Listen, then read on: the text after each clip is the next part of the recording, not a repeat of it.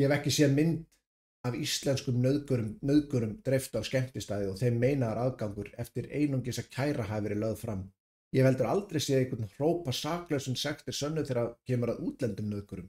Þjóðerni, uppruni eða staða í samfélaginu á ekki að skipta máli. Við eigum að vera jafn reiði yfir því þegar karlmenn beita konur ofbeldi. En þarna er manneskjan að bókstaflega reiðast yfir því að fólk sé sammálunni. Af því það er ekki sammálunni að hennar forsendum. Það er ekki sammála því að gerendurnir eru ekki íslenskir og það er að beita skipulegum hópnauðgunum þar sem þeir pynta, halda stelpum klukkutímum saman, hópnauðgaðum, bara þetta er einhver ógeðslegasti glæpur sem fyrirfinnst. Þá er reiði yfir því að sé verið að krefjast gæsluvarðhalds og dreifa myndum af þessum mönnum til að tryggja öryggi kvenna. Þetta er einhver mesta bilun sem ég veit vegna þess að hún er reiði yfir því að fólk er sammála henni og er loksins að gera eitthvað sem hún er búin að vera að biðja svo lengi af því að það er rangur hópur. Það er rangur hópur gerenda sem er verið að gera þetta við. Henni finnst það verra heldur en hópnauðgunni sem á sér stað. Henni finnst slæmt að fólk sé að gera allt sem hún hefur beðið af því það er verið að gera það á öðrum forsendum en hún er búin að vera að biðja Hvernig meikar þetta sens á nokkurn einasta hátt? Hvernig er þetta að taka svona manneskju alvarlega? Hvernig er þetta að taka manneskju alvarlega sem bara er búin að vera að biðja allt þetta, alla þennan tíma? Svo kemur fólk og er sammálinni, vill gera það, þá er hún bara reið og fer að skamma það því það er ekki bara nákvæmlega á hennar forsendum. Það má ekki kvarta yfir. Þú mátt ekki vera reiður nema sé á þeirra forsendum. Þú mátt ekki vera sammálaðum nema sé 100% á þeirra forsendum. Og ef við viljum nota þessa forsendu þeirra, það sem er hérna, eins og ég var bara að vippa þessari mynd, ég ætla að gera einu sinni enn bara til að leggja áherslu á orð mín hérna. Gott að minna á þetta. Vandinn er ekki innflytjendur. Íslenski menn beita konur og börn ofbeldi á hverjum einasta degi. Ok.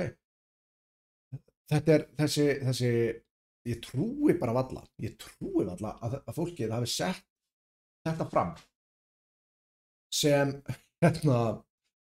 einhvers konar alvarlegt sönnunargagn og vilja láta taka sig alvarlega þegar hlutfallsreikningurinn er þannig að þetta sýnir það að þegar þú skoðar heildarfjölda þá sem koma utan Evrópu og heildarfjölda Íslendinga og svo tölfræðibrotana en aftur, þú getur fundið þetta bara í þjóðskrá að þá ertu með 4 sinnum fleiri hlutfallslega utan Evrópu sem beita þessu ofbeldi heldur en Íslendingar en þau viljast ekki reikna hlutföll, það virðist vera eitthvað sem er þeim algjörlega framandi.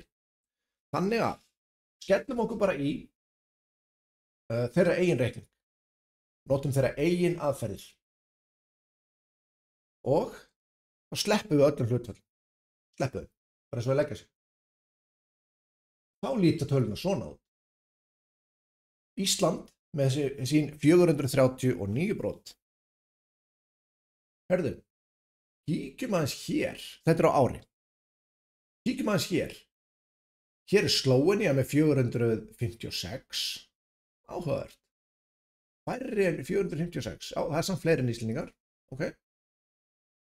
Hörðu, hér eru lönd eins og Frakkland með 35.000.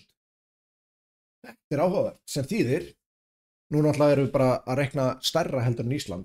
Þar af leiðandi erum við ekki lengur skiptir hlutföllin ekki lengur máli. Frakkland þarna með 5.678 brot. Það hlýtur að þýða það, samkvæmt þeirra eigin útreikningum að þegar þú horfir fram hjá öllum hlutföllum.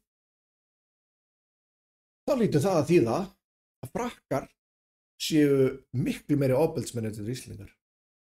Ef þú ætlar að sleppa öllum per capita, öllum hlutfallslegum útreikningi, þá þýðir það að ef þú tekur Færeying út myndinni, telja bara með, þá eru Íslendingar næst bestri í allri Evrópu og ég veit ekki allavega á topp 5 eða 10 í heiminum. Það þýðir það samkvæmt þeirra útreikningum en auðvitað er þetta náttúrulega bara það heimskulegasta sem þú getur sett fram. Ætla bara að slengja því fram að því að Íslendingar séu svona miklu fleiri þá séu þeir hættulegri. Þetta er með ólíkindum og ég veit ekki hvort ég á að fara að hlæja að gráta yfir yfir þessari svona shameless aðferð sem að sko ég veit ekki hvort er verra ef að þau vita að þetta sé rangt, gera það samt.